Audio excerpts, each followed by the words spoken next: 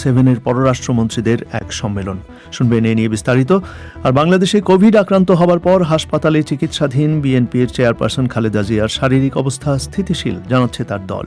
তার পরিবার তাকে চিকিৎসার জন্য বিদেশে পাঠাতে চাইছে, কিন্তু স্বরাষ্ট্রমন্ত্রী বলছেন আদালতের মাধ্যমেই শুধু এটা হতে পারে।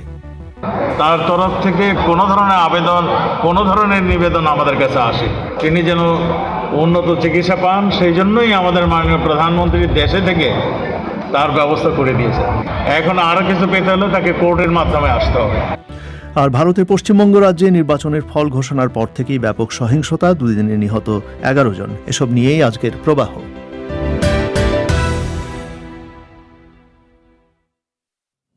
বিবিসি বাংলার সান্ধ্য অনুষ্ঠান প্রবাহে আপনাদের সবাইকে স্বাগত জানাচ্ছি। আমি পুলক গুপ্ত। রেডিওতে শর্টওয়েভ ছাড়াও অনুষ্ঠানটি আপনারা শুনতে পাচ্ছেন রাজধানী ঢাকা সহ বাংলাদেশের বড় 10টি শহরে FM প্রচার তরঙ্গে, আর ইন্টারনেটে লাইভ শোনা যাচ্ছে বিশ্বব্যাপী bbcbangla.com এই ওয়েবসাইটে। আজ লন্ডনে শুরু হয়েছে শিল্পোন্নত দেশগুলোর গ্রুপ G7-এর পররাষ্ট্রমন্ত্রীদের এক সম্মেলন। 2 বছরেরও বেশি সময় পর এই প্রথম এই দেশগুলোর পররাষ্ট্রমন্ত্রীরা সরাসরি আলোচনায় বসছেন। আলোচনায় প্রাধান্য পাচ্ছে একটি বিষয়, যে কিভাবে মুক্ত গণতান্ত্রিক দেশগুলো একসাথে মিলে রাশিয়া এবং চীনের মতন এক নায়কতান্ত্রিক দেশগুলোর ক্রমবর্ধমান প্রভাব মোকাবিলা করতে পারে। এছাড়া সিরিয়া এবং ইরান প্রসঙ্গও আলোচনায় স্থান পাবে। বিস্তারিত শুনুন শাহনাজ পারভিনের কাছে। বিশ্বের প্রধান 7টি শিল্পোন্নত দেশের এই গোষ্ঠীতে আছে যুক্তরাষ্ট্র, যুক্তরাজ্য, ফ্রান্স, জার্মানি, ইতালি, জাপান ও কানাডা। এছাড়া আরও কয়েকটি দেশের প্রতিনিধিরা এই সম্মেলনে যোগ দিচ্ছেন, কারণ স্বাগতিক যুক্তরাজ্য চাইছে ইন্দো প্রশান্ত মহাসাগরীয় অঞ্চলের দেশগুলোর সাথে যোগাযোগ ঘনিষ্ঠতর করতে। তাই লন্ডনের ল্যাঙ্কাস্টার হাউসে এই সম্মেলনে ভারত, অস্ট্রেলিয়া, দক্ষিণ আফ্রিকা, দক্ষিণ কোরিয়া এবং ব্রুনেই এর প্রতিনিধিরাও অংশ নিচ্ছেন। মার্কিন প্রেসিডেন্ট জো বাইডেন ক্ষমতাসীন হবার পর তার পররাষ্ট্রমন্ত্রী অ্যান্টনি ব্লিংকেন এই সম্মেলন উপলক্ষে প্রথমবারের মতো লন্ডনে এসেছেন। মিস্টার ব্লিংকেনকে সাথে নিয়ে এক সংবাদ সম্মেলনে ব্রিটিশ পররাষ্ট্রমন্ত্রী ডমিনিক রাব বলেছেন, রাশিয়া ও চীনের মতো বৈরী দেশগুলোর হুমকি মোকাবেলায় একই রকম মূল্যবোধে বিশ্বাসী দেশগুলোর একসাথে কাজ করা প্রয়োজন। বিবিসির কূটনৈতিক সংবাদদাতা জেমস ল্যান্ডেল জানাচ্ছেন, G7-এর এই সম্মেলনে একনায়কতান্ত্রিক দেশগুলোর হুমকির হাত থেকে আন্তর্জাতিক রীতিনীতি এবং মুক্ত সমাজগুলোকে রক্ষার নতুন পথ কি কি হতে পারে তা নিয়ে আলোচনা হবে। বিশেষভাবে আলোচিত হবে রাশিয়া, চীন ও ইরানের সাথে সম্পর্কের বিষয়টি। তাছাড়া মিয়ানমারের সাম্প্রতিক সেনা অভ্যুত্থান পরবর্তী পরিস্থিতি ও সিরিয়া, ইথিওপিয়া ও ইউক্রেন প্রসঙ্গ নিয়েও আলোচনা হবে। সম্মেলন শুরুর আগে সোমবার ঘোষণা করা হয় যে G7 এই সম্মেলনে উন্নয়নশীল দেশগুলোর নারীদের সহায়তার জন্য $1,500 কোটি বিনিয়োগের অঙ্গীকার ঘোষিত হবে এবং নিম্ন ও মধ্য আয়ের দেশগুলোর আরও 4 কোটি কন্যা শিশুকে আগামী 5 বছরের মধ্যে স্কুলে পাঠানোর একটি লক্ষ্যমাত্রাও চূড়ান্ত করা হবে। শাহনাজ পারভিন। বাংলাদেশে করোনা ভাইরাসে আক্রান্ত হবার পর হাসপাতালে চিকিৎসাধীন বিএনপির চেয়ারপারসন এবং সাবেক প্রধানমন্ত্রী খালেদা জিয়ার শারীরিক অবস্থা এখন স্থিতিশীল বলে জানিয়েছেন দলটির মহাসচিব মির্জা ফখরুল ইসলাম আলমগীর। গতকাল শ্বাসকষ্ট শুরু হয় তাকে হাসপাতালের করোনারি কেয়ার ইউনিটে সিসিইউতে নেওয়া হয়েছিল। মিসেস জিয়ার পরিবার চাইছে তাকে দেশে বাইরে নিয়ে চিকিৎসা করাতে, কিন্তু তা নির্ভর করছে ডাক্তারদের পরামর্শ এবং সরকারের অনুমতির ওপর। তবে স্বরাষ্ট্রমন্ত্রী আসাদুজ্জামান খান জানিয়েছেন যে বিদেশে যাওয়ার সুযোগ পাওয়ার জন্য আদালতের মাধ্যমে আবেদন করতে হবে, যেহেতু দুর্নীতির মামলায় কারাদণ্ডে দণ্ডিত খালেদা জিয়ার সরকারের একটি নির্বাহী আদেশে কিছু শর্ত সাপেক্ষে মুক্তি পেয়েছিলেন। বিস্তারিত শুনুন ঢাকা থেকে সাইয়েদা আক্তারের প্রতিবেদনে। বিএনপি এবং খালেদা জিয়ার চিকিৎসক দলের পক্ষ থেকে বিবিসিকে জানানো হয়েছে, হাসপাতালে চিকিৎসাধীন দলটির চেয়ারপারসনের শারীরিক অবস্থা এখন স্থিতিশীল রয়েছে। করোনা ভাইরাস আক্রান্ত হবার 2 সপ্তাহ পরে গত 28শে এপ্রিল খালেদা জিয়াকে ঢাকার এভারকেয়ার হাসপাতালে ভর্তি করা হয়। এরপর গতকাল সোমবার তার শ্বাসকষ্ট হলে তাকে হাসপাতালের করোনারি কেয়ার ইউনিট সিসিইউতে নেওয়া হয়। তবে রাতে সংবাদ ব্রিফিং করে জানানো হয়েছিল তিনি স্বাভাবিকভাবেই শ্বাস প্রশ্বাস নিচ্ছেন। আজ করেছে, কিন্তু সে সম্পর্কে এখনও বিস্তারিত জানানো হয়নি। ডাক্তার AZM জাহিদ হোসেন বিবিসিকে বলেছেন তার অবস্থা এখন স্থিতিশীল। এভারকেয়ার হাসপাতালে খালেদা জিয়ার চিকিৎসায় 10 সদস্যের একটি মেডিকেল বোর্ড গঠন করা হয়েছে। বোর্ডের নেতৃত্বে যিনি রয়েছেন তিনি একজন হৃদরোগ বিশেষজ্ঞ। খালেদা জিয়ার যেসব পরীক্ষা নিরীক্ষা করা হয়েছে তার রিপোর্ট নিয়ে আজ দুপুরে মেডিকেল বোর্ড বৈঠক করেছে, কিন্তু সে সম্পর্কে এখনও বিস্তারিত জানানো হয়নি। এদিকে খালেদা জিয়ার পরিবারের একজন সদস্য বিবিসিকে বলেছেন চিকিৎসার জন্য তারা বিএনপি চেয়ারপারসনকে দেশের বাইরে নিয়ে যেতে চান, সেজন্য সরকার তাদের সহায়তা করবে বলে তারা আশা করেন। বিএনপির মহাসচিব মির্জা ফখরুল ইসলাম আলমগীর বিবিসিকে বলেছেন খালেদা জিয়ার অবস্থা এখন স্থিতিশীল। তার চিকিৎসা নিয়ে এখন ডাক্তারেরা যা বলবেন সে অনুযায়ী ব্যবস্থা নেবে দল। ডাক্তাররা আপনার যদি মনে করেন যে সেই ধরনের খুব প্রয়োজন আছে তাহলে তখন তো অবশ্যই আমরা সেটাকে ভাববো, এবং আমাদের ভাবাই তো শুধু হবে না, এখানে আপনার একটা ইনভলভমেন্ট আছে সরকারের সবচেয়ে বড়, কারণ যে বিধিনিষেধগুলো আছে সেগুলোকে আপনার বাদ দিতে হবে এবং সেভাবে একটা বাইরে নেওয়ার একটা অনুমতি দরকার হবে। তো সেইখানে তখন সেটা ভাবা যাবে, এখন তো আপনার সেই অবস্থা এখনো তৈরি হয়নি আর কি। ডাক্তাররা যদি সাজেস্ট করেন তাহলে সেই ক্ষেত্রে কি আপনারা সরকারের সাথে বিষয়টি নিয়ে আলাপ মনে করবেন? করেন যে এখন তাকে দরকার হবে তখন আমরা দেখবো, চেষ্টা করব, চিন্তা করব। কিন্তু যে আদেশ বলে গত বছরের 25শে মার্চ খালেদা জিয়া জেল থেকে বের হয়েছিলেন সে অনুযায়ী তার বিদেশে যাবার কোনো সুযোগ নেই, কারণ যে নির্বাহী আদেশে খালেদা জিয়াকে মুক্তি দিয়েছিল সরকার তার শর্তই হল তিনি বিদেশে যেতে বা বিদেশে চিকিৎসা নিতে পারবেন না। আইনমন্ত্রী আনিসুল হক বিবিসিকে বলেছেন সরকার সেই শর্তটি শিথিল করলে খালেদা জিয়ার বিদেশে যেতে আইনগত কোনো বাধা থাকে না, এটা নির্ভর করছে একেবারেই সরকারের সিদ্ধান্তের ওপর। কিন্তু এখনও বিএনপি বা খালেদা জিয়ার পরিবারের তরফ থেকে এরকম কোনো আবেদন পাননি বলে বিবিসিকে জানিয়েছেন আইনমন্ত্রী। এদিকে বিকেলে স্বরাষ্ট্রমন্ত্রী আসাদুজ্জামান খান সাংবাদিকদের বলেছেন বিদেশে যাওয়ার সুযোগ পেতে হলে খালেদা জিয়াকে আদালতের মাধ্যমে আবেদন করতে হবে। তার তরফ থেকে কোনো ধরনের আবেদন, কোনো ধরনের নিবেদন আমাদের কাছে আসে, তিনি যেন উন্নত চিকিৎসা পান সেই জন্যই আমাদের মাননীয় প্রধানমন্ত্রী দেশে থেকে তার ব্যবস্থা করে দিয়েছে। এইটা আপনারা খুব ভালো করে জানেন, এইটা একটা বিচার, এইটা একটা কোর্টের ব্যাপার। এটা মাননীয় প্রধানমন্ত্রী যতখানি যেই ধারায় তাকে শাস্তি স্থগিত রেখে চিকিৎসা সেবা দিয়েছেন, এখন আরও কিছু পেতে হলে তাকে কোর্টের মাধ্যমে আসতে হবে। 2018 সালের 8ই ফেব্রুয়ারি জিয়া অরফানেজ ট্রাস্ট দুর্নীতির মামলায় খালেদা জিয়াকে 5 বছরের কারাদণ্ড দিয়েছিল আদালত। করোনা ভাইরাস সংক্রমণ শুরু হবার পর 2020 সালের 25শে মার্চ 6 মাসের জন্য নির্বাহী আদেশে মুক্তি পেয়েছিলেন খালেদা জিয়া। এরপর প্রথমে সেপ্টেম্বরে এবং পরে চলতি বছরের মার্চে 2 দফায় তার মুক্তির মেয়াদ বাড়ানো হয়। ঢাকা থেকে সাইয়েদ আক্তারের প্রতিবেদন। আপনারা শুনছেন বিবিসি বাংলার সান্ধ্য অনুষ্ঠান প্রবাহ। ভারতের পশ্চিমবঙ্গ রাজ্যে নির্বাচনের ফল ঘোষণার পর থেকেই ওই রাজ্যে ব্যাপক সহিংসতা ছড়িয়ে পড়েছে বলে অভিযোগ উঠছে। গত দুদিনে 11 জনকে হত্যা করা হয়েছে বলে পৃথকভাবে বিজেপি এবং বাম কংগ্রেস আইএসএফ অভিযোগ করছে। রাজনৈতিক কর্মীদের বাড়ি, দলীয় দপ্তর, দোকান ভাঙচুর এবং আগুন দেওয়ার ঘটনা সামনে আসছে। মুখ্যমন্ত্রী মমতা ব্যানার্জি নিজে এই ধরনের সহিংসতা বন্ধ করার ডাক দিয়েছেন তার দলের কর্মীদের উদ্দেশ্যে, কিন্তু তা বন্ধ হচ্ছে না। অন্যদিকে তৃণমূল কংগ্রেসের অভিযোগ যে ভোট পরবর্তী সহিংসতাকে বিজেপির নেতারা সামাজিক মাধ্যমে সাম্প্রদায়িক রং দিচ্ছেন। আরও জানাচ্ছেন কলকাতা থেকে অমিতাভ ভট্টশালী। ভোট গণনা শেষ হতেই রবিবার রাত থেকে বিজেপি অভিযোগ করতে শুরু করেছিল যে নানা জায়গায় তাদের নেতাকর্মীদের বাড়িতে, দলীয় দপ্তরে হামলা হচ্ছে, আর সব ক্ষেত্রেই তৃণমূল কংগ্রেস এই সব হামলা চালাচ্ছে। গত দুদিনে মোট 273টি ঘটনার বিবরণ দিয়েছে বিজেপি, যেখানে তাদের 9 জন কর্মীকে হত্যা করা হয়েছে বলে জানানো হয়েছে। ভোট পরবর্তী সহিংসতার শিকার যে শুধু বিজেপির কর্মীরা হচ্ছেন তা নয়। বামফ্রন্ট এক বিবৃতি দিয়ে বলেছে তাদের এক নারী কর্মী এবং তাদের জোটসঙ্গী আইএসএফের এক কর্মীকেও হত্যা করা হয়েছে, আর আক্রমণ করা হয়েছে তাদের বহু কর্মীদের বাড়ি এবং দপ্তর। আর শুধু যে আসনে তৃণমূল কংগ্রেস জয়ী হয়েছে সেখানে নয়, এমন অনেক এলাকাতেও সহিংসতা ঘটছে যেখানে তারা পরাজিত হয়েছে। বিজেপির দেওয়া ওই বিবরণ থেকেই পূর্ব বর্ধমান জেলার অন্তর্গত বর্ধমান উত্তর বিধানসভা কেন্দ্রে বিলকাশ অঞ্চলের এক আক্রান্ত ব্যক্তির নম্বরে ফোন করেছিলাম। নাম প্রকাশ না করার শর্তে তিনি বলছিলেন, এখানে যেদিন থেকে ভোটে জিতেছে সেদিন থেকে যারা তৃণমূল করে, যারা বিজেপি করে, সিপিএম করে, সবাইকারই দোকান টুকান কেবল 2-3টে মুসলিম পাড়া থেকে আসছে এবং তারা ভেঙে দিয়ে যাচ্ছে। কালকে 3-4 বেশে ভেঙে দিয়ে গেছে এবং আজকে সকালে এসেও ভেঙে দিয়ে গেছে। আমরা কিছু ছেলে বাইরে আছি ভয়েতে। বিজেপির ওই বিবরণী থেকে দেখা যাচ্ছে রাজ্যের কোনো জেলায় প্রায় বাদ নেই এ ধরনের সহিংসতার ঘটনা থেকে। বিজেপি বলছে লিপিবদ্ধ ঘটনাগুলি ছাড়াও আরও বহু হুমকি, মারধরের মতো ঘটনা রয়েছে। কলকাতার কাছে আক্রান্ত কয়েকটি পরিবারের সঙ্গে দেখা করতে বিজেপির সর্বভারতীয় সভাপতি জেপি নাড্ডা আজ কলকাতায় এসেছেন। মিস্টার নাড্ডার সঙ্গেই ছিলেন বিজেপির অন্যতম রাজ্য সম্পাদক সংঘমিত্রা চৌধুরী। তিনি বলছিলেন, 273টা খুব কম বলা হলো।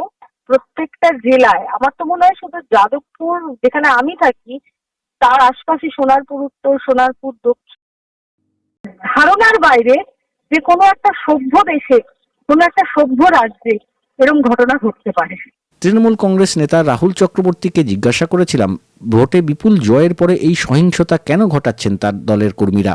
সরকার সবে তৈরি হচ্ছে, আগামীকাল হয়তো শপথ দেবেন মাননীয় মুখ্যমন্ত্রী মমতা বন্দ্যোপাধ্যায়, এবং এটা খুব কঠোর হস্তে, কোন রকম কম্প্রোমাইজ না করে খুব কঠিন ভাবে দমন করা হবে। কারণ বাংলায় এটা কোনো স্থান ছিল না কোনোদিন, আগামী দিনেও থাকবে না। এরা বারবার সেই ধর্মীয় তাস খেলার পরেও যখন বাংলার মানুষ তাদের রিফিউজ করলো বা প্রত্যাখ্যান করলো, তারপরেও তারা কিন্তু সেই একই জায়গায় দাঁড়িয়ে একই কথা বলে যাচ্ছে, কমিউনাল হারমোনি নষ্ট করার চেষ্টা করছে। সমস্যা হচ্ছে যারা এটাকে রূপ দিতে চাইছে সেই কমিউনাল বিষয়ের দিকে, যাতে এটাকে আলটিমেটলি এই বিজেপির নেতারা যদি বুঝতে না পারেন যে তারা কি আগুন নিয়ে খেলছেন, এটা ভয়ঙ্কর জায়গা যাবে। মিস্টার চক্রবর্তী যে কথাটা বলছিলেন যে ভোট পরবর্তী রাজনৈতিক সহিংসতাকে বিজেপি একটা ধর্মীয় রং দিচ্ছে, সেটা বিজেপির বিভিন্ন নেতার সামাজিক মাধ্যমের পোস্টেও দেখা যাচ্ছে। বর্ধমানের আক্রান্ত যেভাবে বলছিলেন যে মুসলমানরা আক্রমণ করেছে তাদের গ্রাম, প্রায় সেই একই ভাষা দেখা যাচ্ছে বিজেপির কিছু নেতার সামাজিক মাধ্যমের পোস্টগুলিতে। আবার বিজেপি বিরোধী কিছু ব্যক্তি সামাজিক মাধ্যমে এরকমও লিখছেন যে বিজেপির নেতারা যেভাবে 2রা মে ভোট গণনার পরে দেখে নেওয়ার হুমকি দিয়েছিলেন ভোট প্রচারের সময়, এই সহিংসতা সেই উস্কানিরই প্রতিশোধ। যদিও বহু মানুষ এ ধরনের পোস্টও করছেন, এই সহিংসতা অবিলম্বে বন্ধ হোক। কলকাতা থেকে অমিতাভ ভট্টশালীর প্রতিবেদন। আপনারা শুনছেন বিবিসি বাংলার সান্ধ্য অনুষ্ঠান প্রবাহ। এবারে আজকের সংক্ষিপ্ত বিশ্ব সংবাদ মানসী বড়ুয়ার কাছে। মেক্সিকো সিটিতে সোমবার রাতে একটি মেট্রো লাইনের ওভারপাস ধসে অন্তত 23 জন নিহত হওয়ার পর নগরীর মেয়র এ নিয়ে তদন্তের ঘোষণা দিয়েছেন। দুর্ঘটনার সময় ট্রেনের বগিগুলো নিচের ব্যস্ত রাস্তার উপর পড়লে আরও বহু মানুষ আহত হয়। ধ্বংসস্তূপের মধ্যে চাপা পড়া যাত্রীদের উদ্ধারে দুর্ঘটনাস্থলে জরুরি সেবা সংস্থার কর্মীরা সারারাত কাজ করছে। স্থানীয় বাসিন্দারা জানান, ব্রিজটির কাঠামোতে অনেক ফাটল ছিল এবং সম্ভবত 4 বছর আগে এক ভূমিকম্পে এসব ফাটল সৃষ্টি হয়েছিল। ভারতে সরকারি হিসেবে করোনা ভাইরাসে আক্রান্ত মানুষের সংখ্যা এখন 2 কোটির বেশি। সংক্রমণের হার কমার কোনো লক্ষণ দেখা যাচ্ছে না। পরপর 13 দিন ধরে প্রতিদিন 3 লাখের বেশি নতুন সংক্রমণ ধরা পড়ছে। সুপ্রিম কোর্ট রাজধানী দিল্লিতে অক্সিজেন সরবরাহ নিশ্চিত করতে সোমবার মধ্যরাত পর্যন্ত সরকারকে সময় বেঁধে দিয়েছিল, কিন্তু দিল্লিতে এখনো অক্সিজেনের সংকট রয়েছে বলে খবর পাওয়া যাচ্ছে। হাসপাতালগুলোতে কর্মীদের উপর চাপ কমাতে মেডিকেল ছাত্রদের সাহায্য করার জন্য ডাকা হয়েছে। পূর্বাঞ্চলীয় রাজ্য বিহারে 2 সপ্তাহের লকডাউন ঘোষণা করা হয়েছে। আফগান কর্মকর্তারা জানিয়েছেন, দক্ষিণাঞ্চলীয় হেলমান্দ প্রদেশে তালেবানের সাথে লড়াইয়ে নিরাপত্তা বাহিনীর কমপক্ষে 8 জন সদস্য মারা গেছে।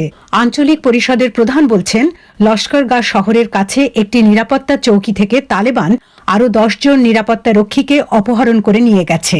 আফগান প্রতিরক্ষা মন্ত্রণালয় বলছে ওই এলাকায় অতিরিক্ত সৈন্য মোতায়েন করা হয়েছে এবং বিমান হামলায় তালেবানের কয়েকজন কমান্ডার মারা গেছে। মিয়ানমারের সামরিক সরকার ভুয়া সংবাদ প্রচারের দায়ে জাপানি একজন সাংবাদিককে অভিযোগ করেছিল। ইথিওপিয়ায় আগামী মাসের নির্বাচন পর্যবেক্ষণের এক পরিকল্পনা ইউরোপীয় ইউনিয়ন বাতিল করেছে। আন্তর্জাতিক মান অনুযায়ী নির্বাচন আয়োজনের ব্যাপারে ইথিওপীয় সরকারের প্রতিশ্রুতি নিয়ে তারা প্রশ্ন তুলেছে। তারা বলছে, পর্যবেক্ষণকারী দলের স্বাধীনতা নিশ্চিত করতে এবং পর্যবেক্ষকদের নিজস্ব যোগাযোগ ব্যবস্থা ব্যবহার করতে দিতে ইথিওপীয় সরকারের অস্বীকৃতি খুব দুঃখজনক ঘটনা। প্রধানমন্ত্রী আবিই আহমেদ ক্ষমতায় আসার পর এটাই হবে সে দেশের প্রথম জাতীয় নির্বাচন। সুইজারল্যান্ড নিশ্চিত করেছে যে তাদের বর্ণনায় ইরানে একটি দুর্ঘটনায় তাদের একজন কর্মচারী মারা গেছে। এর আগে ইরানের সংবাদ মাধ্যম খবর দেয় যে তেহরানের সুইস দূতাবাসের এক নারী তার বহুতল বাসভবন থেকে নিচে পড়ে প্রাণ হারিয়েছে। জরুরি বিভাগের একজন মুখপাত্র বলেছেন, ওই নারী সুইস দূতাবাসের প্রথম সচিব ছিলেন। 1980-র দশক থেকে সুইজারল্যান্ড তেহরানে মার্কিন যুক্তরাষ্ট্রের স্বার্থ রক্ষার দায়িত্ব পালন করে আসছে।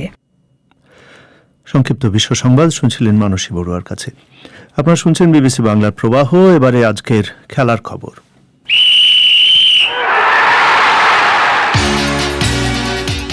খেলার খবর পড়ছি তামিমুর রহমান। অবশেষে করোনা ভাইরাসের কারণে অনির্দিষ্টকালের জন্য স্থগিত করা হলো ইন্ডিয়ান প্রিমিয়ার লিগের এবারের আসর। ভারতে করোনা পরিস্থিতি প্রতিদিন অবনতির দিকে যেতে থাকায় গণমাধ্যম ও সামাজিক যোগাযোগ মাধ্যমে অনেকেই আইপিএল বন্ধের মতামত দিয়েছিলেন। তবে এবার ফ্র্যাঞ্চাইজির ভেতর ক্রিকেটাররা করোনা সংক্রমণ হওয়ায় আইপিএল এর আসর বন্ধ করতে বাধ্য হল ভারতীয় ক্রিকেট বোর্ড। মূলত দিল্লির বিপক্ষে ম্যাচের আগে হাঁটুর স্ক্যান করাতে হাসপাতালে যান কলকাতা নাইট রাইডার্সের ক্রিকেটার বরুণ চক্রবর্তী। কর্তৃপক্ষ যদিও বলেছিল হাসপাতালের পুরোটা সময় তিনি পিপিই কিট পরা ছিলেন। তবে ক্রিকেটারদের করোনা থেকে দূরে রাখতে যে নিরাপত্তা বলয় বা বায়ু বাবলের মধ্যে রাখা হয় সেটা থেকে বের হয়ে যাওয়ায় বরুণ চক্রবর্তীকে কোয়ারেন্টাইনে রাখা ছিল বাধ্যতামূলক। তবে কলকাতা তাকে কোয়ারেন্টাইনে না রেখে সরাসরি ম্যাচে নামিয়ে দেয়। ফলাফল স্ক্যান রিপোর্টের সাথে কোভিড পজিটিভ হন বরুণ, সাথে কলকাতার সন্দীপেরও আসে করোনা পজিটিভ রিপোর্ট। এরপর ভারতীয় গণমাধ্যমের দাবি বিরাট কোহলির বেঙ্গালুরুর বিপক্ষে এই দুজনকে বাদ দিয়ে ম্যাচ খেলতে চাইছিল কলকাতা। তবে বিরাট খেলতে রাজি না হয় সেই ম্যাচ বাতিল করা হয় এবং শেষ পর্যন্ত 8 ফ্র্যাঞ্চাইজির 4টি দলে করোনা হানা দেয় স্থগিত করা হলো এবারের আইপিএল আসর। এদিকে আইপিএল বন্ধ হলেও বিদেশি ক্রিকেটারদের নিজ নিজ দেশে ফেরাবার দায়িত্ব নিয়েছে ভারতীয় ক্রিকেট বোর্ড। বেশ কিছু ক্রিকেট বোর্ড তাদের ক্রিকেটারদের নিজ দায়িত্বে দেশে ফেরাবার ক্ষেত্রে অনীহা দেখালে বিসিসিআই থেকে জানানো হয়েছে সকল বিদেশি ক্রিকেটারকে দ্রুততম সময়ের মধ্যে নিজ নিজ দেশে ফেরত পাঠানো হবে। সেক্ষেত্রে বাংলাদেশি দুই ক্রিকেটার সাকিব আল হাসান ও মুস্তাফিজুর রহমানের দেশে ফেরা নিয়ে আর কোনো শঙ্কা থাকলো না। আর অস্ট্রেলিয়ার সরকার নিয়ম করেছে আগামী 14 দিনের মাঝে ভারত থেকে কেউ অস্ট্রেলিয়ায় ঢুকতে পারবে না। দেশে ঢোকার চেষ্টা করলে তাদের সর্বোচ্চ শাস্তি 5 বছরের জেল কিংবা 66,000 অস্ট্রেলিয়ান ডলার কিংবা এর উভয় শাস্তি হতে পারে। আর ক্রিকেটার, কোচিং স্টাফ ও ধারাভাষ্যকার সহ 40 জনের মতো অস্ট্রেলিয়ান রয়েছে এবারের আইপিএলে। তাদের বেশিরভাগই নিজ দেশে না ফিরে দ্বীপদেশ মালদ্বীপে যাওয়ার সিদ্ধান্ত নিয়েছে বলে জানা গেছে বিভিন্ন ভারতীয় গণমাধ্যমের প্রকাশ করা খবরে। শ্রীলঙ্কা সফর শেষে দেশে ফিরেছে বাংলাদেশ ক্রিকেট দল। প্রায় 3.25 সপ্তাহের শ্রীলঙ্কা সফর শেষ করে আজ একটি চার্টার্ড ফ্লাইটে দেশে ফেরেন মমিনুল তামিমরা। দেশে ফিরলেও দলের ক্রিকেটাররা এখনই বাসায় ফিরতে পারবেন না। করোনার কারণে সরকারি নিয়ম অনুযায়ী বিসিবি নির্ধারিত হোটেলে প্রত্যেকেই বাধ্যতামূলক কোয়ারেন্টিনে থাকতে হবে।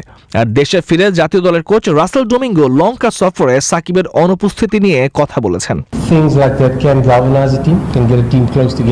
সাকিবের অভাবটা দারুণভাবে অনুভূত হয়েছে। তিনি একাই 3 জন, একজন ব্যাটসম্যান, একজন বোলার ও একজন অলরাউন্ডার। তার অনুপস্থিতির কারণে যে অভাব তৈরি হয়েছিল সেই অভাবটা পূরণ হয়নি।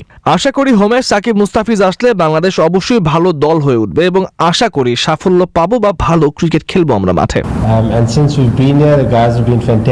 এবারে ফুটবলের খবর। চ্যাম্পিয়ন্স লিগে প্রথমবারের মতো ফাইনালের স্বাদ নিতে আজ রাতে পিএসজির মুখোমুখি হবে ম্যানচেস্টার সিটি। প্রথম লেগে 2-1 গোলে জিতে এগিয়ে থাকা সিটিজেনরা ড্র কিংবা 1-0 ব্যবধানে হেরে গেলেও চলে যাবে চ্যাম্পিয়ন্স লিগের শিরোপার মঞ্চের ফাইনালে। তবে পিএসজির জন্য কাজটা বেশ কঠিন। জয় পেতে হবে আজ রাতে এবং একই সঙ্গে খেয়াল রাখতে হবে গোল ব্যবধানের দিকে। ইতিহাদ স্টেডিয়ামে ম্যাচটি শুরু হবে বাংলাদেশ সময় রাত 1টায়। তামিমুর রহমানের কাছে শুনছিলেন খেলার খবর। আপনারা শুনছেন বিবিসি বাংলা সান্ধ্য অনুষ্ঠান প্রবাহ। করোনা ভাইরাস সংক্রমণে গুরুতর অসুস্থ যে রোগীদের আইসিইউতে চিকিৎসা নিতে হয় তাদের প্রাণ বাঁচানোর একটি অতি গুরুত্বপূর্ণ উপাদান হচ্ছে অক্সিজেন। বাংলাদেশে হাসপাতালে সাধারণ বেডে রোগীকে সর্বোচ্চ 15 লিটার পর্যন্ত অক্সিজেন দেয়া যায়, কিন্তু এর বেশি অক্সিজেনের দরকার পড়লে তখন হাই ফ্লো নেজাল কানেলা নামে একটি যন্ত্র ব্যবহার করতে হয় অথবা আইসিইউতে নিতে হয় রোগীকে। কিন্তু আইসিইউ সুবিধার স্বল্পতার কারণে অনেক কোভিড রোগীকেই সময়মতো বেশি পরিমাণ অক্সিজেন দেয়া সম্ভব হয় না। এই সংকট কাটাতে ঢাকার প্রকৌশল বিশ্ববিদ্যালয়ের কয়েকজন শিক্ষার্থী মিলে তৈরি করেছেন একটি যন্ত্র যা অক্সিজেট নাম দিয়েছেন তারা, এবং এটি দিয়ে হাসপাতালের সাধারণ বেডেই 60 লিটার পর্যন্ত হাই ফ্লো অক্সিজেন দেয়া যাবে, যা সংকটাপন্ন কোভিড রোগীদের জীবন বাঁচাতে সহায়ক হতে পারে। কিভাবে এটি কাজ করবে তা শুনুন শাহনেওয়াজ রকির প্রতিবেদনে। সংকটাপন্ন করোনা রোগীদের আশা জাগাচ্ছে বুয়েটের অক্সিজেট। দীর্ঘ 1 বছরের চেষ্টায় ডক্টর তৌফিক হাসান ও 4 সহযোগী মিলে এই যন্ত্রটি তৈরি করেন। আমরা পেশেন্টদেরকে হাই ফ্লোতে অক্সিজেন দিতে পারছি এবং এটি কোনো ইলেকট্রিক পাওয়ার ছাড়া চলছে। সো এটি জেনারেল ওয়ার্ড সেটিংয়ে ব্যবহার করা যাবে এবং মেইন গোল হচ্ছে যে আমরা আইসিইউ অ্যাডমিশন কমাতে চাই। 15 লিটার অক্সিজেন ফ্লোমিটারের সাথে কানেক্ট করলে এটি এনভায়রনমেন্ট থেকে আরও বাতাস অ্যাড করে মিক্স করে 60 লিটার পর্যন্ত অক্সিজেনেটেড এয়ার জেনারেট করতে পারে এবং এই 60 লিটার অক্সিজেন এটিকে আমরা যদি একটি মাস্কের মাধ্যমে পেশেন্টকে দিই, এটি সিপ্যাপ ভেন্টিলেটর হিসেবে ব্যবহার করা যায়। বাংলাদেশে হাসপাতালে সাধারণ বেডে সর্বোচ্চ 15 লিটার পর্যন্ত অক্সিজেন দেওয়া যায়। এর বেশি অক্সিজেন দরকার হলে রোগীদের নিয়ে বিপাকে পড়তে হয় চিকিৎসকদের, জানান ঢাকা মেডিকেল কলেজের চিকিৎসক ও অক্সিজেট মেডিকেল ট্রায়ালের কো ইনভেস্টিগেটর ডাক্তার খায়রুল ইসলাম। আমরা কোভিড পেশেন্ট ট্রিটমেন্ট করতে গিয়ে যেটা দেখছি যে আমাদের প্রধান চ্যালেঞ্জ হচ্ছে রুগীর অক্সিজেন লেভেলটা বাড়ানো। আমাদের হয়তো একটা ওয়ার্ডে আমাদের 60 জন রুগী, এর মধ্যে হয়তো 15 জন পেশেন্ট মানে অক্সিজেনের ঘাটতি দেখা দিচ্ছে। আমার হাতে আছে হাইপোনেজাল একটা অথবা দুইটা। এখন এরপরে অক্সিজেন বাড়ানোর জন্য আমাদের হাতে আর কোনো অপশন ছিল না। একটা যে মাঝখানে গ্যাপ 15 লিটার অথবা হচ্ছে আইসিইউ, এই মাঝখানের যে গ্যাপটা সেখানে হচ্ছে আমরা আসলে ফোকাস করেছি। এই যে পেশেন্ট যাদের 15 লিটার অক্সিজেন হচ্ছে না, তাদেরকে এই ডিভাইসটা দিয়ে আরও কিছুদিন যদি হেল্প করা যায়, তাদের অ্যাডমিশন আইসিইউতে যদি কমানো যায়, আমরা মনে করি এটা একটা অনেক হেল্পফুল হবে। ডক্টর তৌফিক হাসান বিবিসিকে জানিয়েছেন কিভাবে এই যন্ত্রটি কাজ করবে। সাধারণত যে কোনো নর্মাল হসপিটাল বেডে একটা 15 লিটারের ফ্লো মিটার থাকে এবং এটি দিয়েই হচ্ছে আমাদের মাস্কের মাধ্যমে অক্সিজেন দেওয়া হয়। এবং এরপরে যদি আরও বেশি অক্সিজেন লাগে, সাধারণ ওয়ার্ডে এর ব্যবস্থা থাকে না, হাই ফ্লো নেজাল ক্যানোলা বা অথবা আইসিইউতে যেতে হয়। অক্সিজেন থাকার কারণে যেটা হচ্ছে, আমাদের এখন একটি জায়গায় আমরা দুটি ফ্লো মিটার ব্যবহার করছি, একটি 15 একটি 50। অক্সিজেন এই ডিভাইসটি এখানে নেগেটিভ প্রেশার ক্রিয়েট করছে এবং রুম এয়ার থেকে আরও বাতাস অ্যাড করছে এবং সেকেন্ডারিতে আমরা 50 লিটার পর্যন্ত অক্সিজেন আছে যদি প্রয়োজন পড়ে। আমরা টোটাল 60 লিটার পর্যন্ত প্রয়োজনে 100% এফআইওতে অক্সিজেন ডেলিভারি করতে পারব। ঢাকা মেডিকেল কলেজে অক্সিজেটের প্রথম এবং দ্বিতীয় ধাপের পর এখন শেষ ধাপের ট্রায়াল চলছে। আমরা আশা করছি আরও 1.5 মান্থ, 1.5 মাসের মধ্যে শেষ হয়ে যাবে। বাট এটু ডিপেন্ড করে আসলে আমাদের ক্রাইটেরিয়া অনুযায়ী আমরা কত পেশেন্ট এনরোল করতে পারছি ট্রায়ালে। উচ্চ গতির অক্সিজেন লাইন যুক্ত করে বিদ্যুৎ ছাড়াই ব্যবহার করা যাবে এই যন্ত্রটি। অক্সিজেট মেডিকেল ট্রায়ালের কো-ইনভেস্টিগেটর ডাক্তার খায়রুল ইসলাম। আমাদের অলরেডি প্রায় 15টা পেশেন্ট আমরা ট্রায়ালে ইনক্লুড করেছি। 7টা হচ্ছে আমাদের হাইপোনেজাল ক্যানোলা, 8টা হচ্ছে আমাদের অক্সিজেটের। আমাদের যে অন্য যে প্যারামিটারগুলো আমরা দেখি যে ডক্টর হিসেবে, যে পেশেন্টের হাই ফ্লো দেওয়ার পরে পালস কেমন থাকে, ব্লাড প্রেশার ফল করে কিনা, রাইজ করে কিনা, এ নিয়ে কোনো জটিলতা তৈরি হচ্ছে কিনা, ওই কম্প্যারিজনে আমি দেখছি যে প্রায় কাছাকাছি রেজাল্ট, মানে খুব ভালো, মানে হাই ফ্লো সমানেই আমরা রেজাল্ট পাচ্ছি। তৃতীয় ধাপের ট্রায়াল সফল হলে দ্রুত উৎপাদনে যাবে অক্সিজেট। অন্যান্য যেসব ডিভাইস অ্যাভেলেবল আছে, সিপ্যাপ ডিভাইস, এগুলোর দাম 1 লাখ টাকা হতে পারে। হাই ফ্লো নেজাল ক্যানোলা যেগুলো আপনারা জানেন 4-5 লাখ টাকাও দাম হতে পারে। যেটা আমরা বানিয়েছি সেটি অ্যারাউন্ড 2,000 টাকা, তবে পুরো সেট আপ মিলে হয়তো 20-25 হাজার টাকার মতো পড়বে। আমরা মনে করি যেসব দেশে আসলে হসপিটাল ফ্যাসিলিটিতে কিছু ল্যাকিংস রয়েছে, যেমন হাই ফ্লো নেজাল ক্যানোলার অভাব, মূলত ডেভেলপিং কান্ট্রিগুলো, হয়তো ভারত, পাকিস্তান, নেপাল এবং অন্যান্য আফ্রিকার অন্যান্য নেশনসে, আমরা মনে করি যে এটি কাজে লাগবে। শাহনেওয়াজ রকির প্রতিবেদন। এই প্রতিবেদনটি আপনারা ভিডিওতেও দেখতে পারেন বিবিসি বাংলার ওয়েব পাতায় bbcbangla.com এই ঠিকানায়।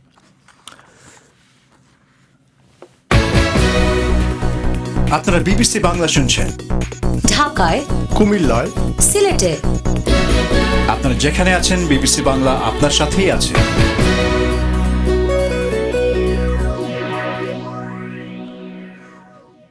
এবারে সামাজিক মাধ্যমে আজ বাংলাদেশের যে সমস্ত ঘটনা বা খবর সবচেয়ে বেশি ট্রেন্ডিং ছিল তার খবর। ধন্যবাদ পুলক। সোশ্যাল মিডিয়ায় আজ বেশ কয়েকটি বিষয় আলোচনায় আছে, সেগুলো জানিয়ে দিতেই হাজির হয়েছি আমি আফরোজা নীলা, আর সঙ্গে আছি আমি ফয়সাল তিতুমির। নীলা, খালেদা জিয়ার অসুস্থতার খবরটি কিন্তু আজও ট্রেন্ড করছে। এই বিষয়ে বিস্তারিত কিছুক্ষণ আগে আপনারা শুনছিলেন, আর সেটি নিয়ে বিবিসি বাংলার ফেসবুক পাতায়ও আছে নানা মন্তব্য। যেরকম অর্ক সায়ন লিখেছেন, পৃথিবীর কোথাও কোভিডের চিকিৎসা নাই, সুতরাং দেশে থাকলেও যা, বিদেশে গেলেও তা। তাজিম শেখ লিখেছেন, সবকিছু দেখে শুনে মনে হচ্ছে খালেদা জিয়ার বিদেশ যাওয়া কনফার্ম। খালেদা জিয়াকে চিকিৎসার জন্য বিদেশে নিয়ে যাওয়া হবে কিনা তা নিয়ে বিভিন্ন ধরনের আলোচনা চলছে এবং তারই প্রেক্ষিতে তারা এই ধরনের মন্তব্য করছেন। আর মনির রঞ্জু লিখেছেন, অবশ্যই তাকে চিকিৎসার জন্য বিদেশে পাঠানো উচিত। রায়হান কবির মনে করছেন, এটা হলো ঠেলার নাম বাবাজি অবস্থা, কারণ খালেদা জিয়ার কিছু হলে নিশ্চয়ই সরকারও এর দায় এড়াতে পারবে না। এজন্য উভয় পক্ষই বিদেশে চিকিৎসার জন্য বিকল্প উপায় খুঁজে বেড়াচ্ছে। আর মনিরুল ইসলাম মন্তব্য করেছেন, তাইলে আপনারাই স্বীকার করেন বাংলাদেশের চিকিৎসা ব্যবস্থা কতটা খারাপ। সাদেক হোসেনের মন্তব্য, দেশে উন্নত মানের হাসপাতাল তৈরি হয় না কেন? দেশের চিকিৎসা ব্যবস্থা এবং হাসপাতাল নিয়ে এরকম নানা ধরনের মন্তব্য আছে। এদিকে দীর্ঘ 27 বছরের দাম্পত্য জীবনের ইতি টানার ঘোষণা দিয়েছেন বিল গেটস ও মেলিন্ডা গেটস। এক টুইট বার্তায় তারা এই ঘোষণা দেন। এরপরই তাদের এই ডিভোর্স হওয়ার খবরটি কিন্তু ফেসবুক, টুইটারে ব্যাপক হারে শেয়ার হতে থাকে। টুইটার বার্তায় তারা এই বলে ঘোষণা দিয়েছেন যে তাদের সম্পর্কটি নিয়ে অনেক চিন্তা ভাবনা ও কাজের পর তারা বিয়ের সমাপ্তি টানার সিদ্ধান্ত নিয়েছেন। অনেকে কিন্তু এটা শেয়ার করে অনেক ট্রলও করছেন তিতুমির, আপনারও নিশ্চয়ই চোখে পড়েছে। হ্যাঁ, এটা আসলে সকাল থেকেই দেখছিলাম সোশ্যাল মিডিয়ায় ট্রেন্ডিং টাইমলাইন স্ক্রল করলে কিন্তু চোখে আসছে নানান মন্তব্য। তবে নুরনার একটা দারুণ কথা লিখেছেন, বলছেন এমন এক সময় থাকে যে একজনকে ছাড়া যেন জীবনটাই অর্থহীন, আবার অন্য সময় আসে দূরে চলে যাওয়ায় ভালো থাকার গুরুত্বপূর্ণ বিষয় হয়ে দাঁড়ায়। তবুও মানুষ ঝগড়া, হাজার কষ্টে, মান অভিমানে সম্পর্কে সৌন্দর্য খুঁজে পায় নতুনত্ব। তাদের জন্য শুভকামনা, ভালো থাকুন নিজের মতো করে। অন্যদিকে রিয়াদ হোসেন লিখেছেন, সুখী হতে অনেক টাকা থাকার দরকার নেই, যেটা দরকার সেটা হলো একজন আরেকজনকে ছাড় দেওয়ার প্রবণতা। নিউজটা পড়ে অনেক খারাপ লাগলো। আর ফাহমিদা নুসরাত লিখেছেন, এসব নিউজ দেখলে আমরা যারা বিয়ে করি নাই তারা ডিপ্রেশনে পড়তেছি। 27 বছর সংসার করার পর এখন বলে মিলতেছে না, ইয়া আল্লাহ আমাদের কি হবে, বেশ চিন্তায় পড়ে গেছেন তিনি। এদিকে আরেকটা বিষয় কিন্তু বেশ ট্রেন্ড করছে, সেটা হলো অনির্দিষ্টকালের জন্য স্থগিত হলো ইন্ডিয়ান প্রিমিয়ার লিগ বা IPL। এই খবরটি কিন্তু ফেসবুক, টুইটারে ব্যাপকভাবে শেয়ার করছেন মূলত বেশ কয়েকজন ক্রিকেটার এবং ফ্র্যাঞ্চাইজির সদস্যদের করোনা ভাইরাসে আক্রান্ত হওয়ার পরই এই সিদ্ধান্ত আসে। খবরটি শেয়ার করে মামুনুর রশিদ লিখেছেন, এটি আরো আগেই করা উচিত ছিল। কর্পোরেট কোম্পানিগুলো শুধু ব্যবসার কথা না ভেবে কিছু মানবিক বিষয়েও তাদের এগিয়ে আসা উচিত। ইশফাক বলছেন, অনেক ভালো হয়েছে, কয়েক বছরের জন্য বন্ধ হয়ে যাক IPL। এদিকে মানুষ মরে যাচ্ছে আর ওরা খেলা নিয়ে ব্যস্ত, ভাবতেই অবাক লাগে। আসলে এ নিয়েই কিন্তু বিতর্কটা ছিল, সমালোচনা ছিল বেশ কয়েকদিন ধরে। ঠিক তাই। আর শেখ সালমান লিখেছেন, যত দ্রুত সম্ভব সাকিব এবং মুস্তাফিজকে দেশে এনে কোয়ারেন্টাইন করানো হোক, না হলে শ্রীলঙ্কা সিরিজে খেলানো যাবে না। এর বিপক্ষে হুমায়ুন কবির লিখেছেন, সাকিবের এখন দেশে না আসাই ভালো। আর কিছুটা মজা করে আশিক চৌধুরী লিখেছেন, সবই সাকিবের ভক্তদের বদদোয়ার ফল। সাকিব বিশ্বকাপের প্রস্তুতির জন্য IPL খেলতে গেছে, তাকে দিয়ে পানি বহন করাচ্ছে। কয়েকদিন আগে আসলে এইরকম একটি ছবিও কিন্তু বেশ ভাইরাল হয়ে পড়েছিল তিতুমির। ঠিক তাই। এদিকে সাময়িকভাবে বন্ধ রাখা হয়েছে বলিউড অভিনেত্রী কঙ্গনা রানাওয়াতের টুইটার অ্যাকাউন্ট। এই খবরটিও কিন্তু আছে আলোচনায়। জানা যাচ্ছে টুইটারে নিয়মবিধি লঙ্ঘন করে পোস্ট করায় এই পদক্ষেপ নিয়েছে কর্তৃপক্ষ। পশ্চিমবঙ্গে বিধানসভা নির্বাচনের ফলাফল পরবর্তী সহিংসতা নিয়ে একাধিক টুইট করছিলেন কঙ্কনা। ভারতীয় সংবাদ মাধ্যম টুইটারের মুখপাত্রকে উদ্ধৃত করে বলছে যে কঙ্কনার অ্যাকাউন্টটি স্থায়ীভাবে বন্ধ করা হয়েছে। তবে কঙ্গনা রানাওয়াতের সঙ্গে কথা বলে দুটি ভারতীয় অনলাইন সংবাদ মাধ্যম জানাচ্ছে যে টুইটার থেকে কোনো ধরনের মেসেজ বা ইমেল পাননি এই অভিনেত্রী। তবে এই নিয়ে কিন্তু নানান মন্তব্য, নানান প্রতিক্রিয়া আছে ফেসবুক এবং টুইটারে। আব্দুল্লাহ আল শাকির যেমন লিখেছেন, তিনি আসলে আলোচনায় থাকতে চান, এটাই পলিটিক্স। অন্যদিকে সৈয়দ তাসলিম ওয়াসিফ আলীর মন্তব্য, টুইটার কর্তৃপক্ষকে অসংখ্য ধন্যবাদ, সবকিছুতেই অভিনয় করা উচিত নয়। অন্যদিকে পশ্চিমবঙ্গে যে নির্বাচনী পরবর্তী সহিংসতায় মানুষের মৃত্যুর খবর পাওয়া যাচ্ছে সেসবও কিন্তু আলোচনায় আছে। সেগুলো শেয়ার করে রানা সর্দার নামের একজন লিখেছেন, দুই বাংলা যে একদিন একসাথে ছিলাম সেটার প্রমাণ নির্বাচন পরবর্তী সহিংসতা। অন্যদিকে ফিরোজ আহমেদের মন্তব্য, পশ্চিমবঙ্গে বিজেপি ক্ষমতাসীন হওয়ার স্বপ্নে বিভোর ছিল, তাই নির্বাচনী পরিবেশ ছিল উত্তপ্ত। এরকম পক্ষে বিপক্ষে নানান ধরনের মতামত আছে। আর এসবই ছিল সোশ্যাল মিডিয়ায় আলোচিত খবরগুলো নিয়ে আমাদের আজকের আপডেট। ধন্যবাদ সঙ্গে থাকার জন্য। অনুষ্ঠান শেষ করবার আগে আজকের প্রধান খবরগুলো আরেকবার। বাংলাদেশে কোভিড আক্রান্ত হবার পর হাসপাতালে চিকিৎসাধীন থাকা বিএনপির চেয়ারপারসন খালেদা জিয়ার শারীরিক অবস্থা স্থিতিশীল বলে জানাচ্ছে তার দল। তাকে চিকিৎসার জন্য বিদেশে পাঠাতে চাইছেন তার পরিবার, কিন্তু স্বরাষ্ট্রমন্ত্রী বলছেন যে শুধু আদালতের মাধ্যমেই এটা হতে পারে। আর লন্ডনে শুরু হয়েছে শিল্পোন্নত দেশগুলোর গ্রুপ G7-এর পররাষ্ট্রমন্ত্রীদের এক সম্মেলন। আমাদের পরবর্তী অধিবেশন পরিক্রমা বাংলাদেশের সময় আজ রাত 10:30, ভারতের সময় 10টায় শুনবেন আশা করি। লন্ডন থেকে আমি পুলক গুপ্ত আপাতত এখানেই বিদায় নিচ্ছি। ভালো থাকবেন।